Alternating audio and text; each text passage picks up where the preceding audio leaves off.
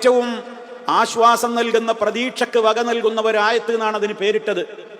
സഹാബിയായ Ibn Abbas റളിയല്ലാഹു തആല അൻഹു ഒക്കെ പറഞ്ഞതാ, അർജാ ആയത്തിൻ ഫീ കിതാബില്ലാ, അള്ളാന്റെ കിതാബിലെ ഏറ്റവും പ്രതീക്ഷക്ക് വകയുള്ള ആയത്ത് ഏതായത്ത്? സൂറത്തു സുമറിലെ ആയത്ത്. ഏതാണ് ആയത്ത്? ഖുൽ യാ ഇബാദിയല്ലദീന അസ്റഫൂ അലാ അൻഫുസിഹിം ലാ തഖ്നതൂ മിർ റഹ്മത്തില്ലാഹ് ഇന്നല്ലാഹ യഗ്ഫിറുദ് ദുനൂബ ജമീഅ ഇന്നഹു ഹുവൽ ഗഫൂറുർ റഹീം. നബിയെ പറയൂ, എൻ്റെ അടിമകളോട് പറയൂ. എങ്ങനെയുള്ള അടിമകൾ?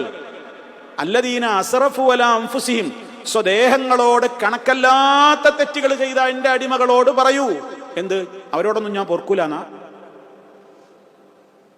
കണക്കല്ലാത്ത പാപം ചെയ്ത എൻ്റെ അടിമകളോട് പറയൂ എന്ത്? ഞാൻ പൊറുക്കൂലാന്നോ? അല്ല.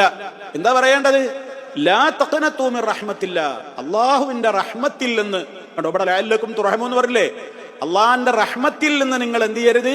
നിരാശരാവരുത്. നിങ്ങളുടെ ആശ മുറിഞ്ഞു പോകരുത്. ഞാൻ ഇങ്ങനെയൊക്കെ കടുത്ത പാപം ചെയ്തൊരു പാപിയല്ലേ, ഇനി എന്നോടൊക്കെ അള്ളാഹ് പൊറുക്കോ? അങ്ങനെ ചിന്തിക്കാനേ പാടില്ല. ഇന്നല്ലാഹ യഗ്ഫിറുദ് ദുനൂബ ജമീഅ, തീർച്ചയായും അള്ളാഹു സർവ പാപങ്ങളും പൊറുക്കുന്നവനാണ്. ഇന്നഹു ഹുവൽ ഗഫൂറുർ റഹീം, തീർച്ചയായും അവൻ എല്ലാം പൊറുക്കുന്നവനും ഏറെ കരുണ ചെയ്യുന്നവനുമാണ്. അതിനെന്താ നിങ്ങൾ വേണ്ടത്?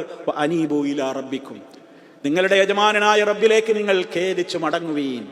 തൗബയും ഇസ്തിഗ്ഫാറും ചെയ്യുന്നവൻ എത്ര കടുത്ത തെമ്മാടിയായിരുന്നുവെങ്കിലും ഇനി മടങ്ങാൻ തയ്യാറുണ്ടോ?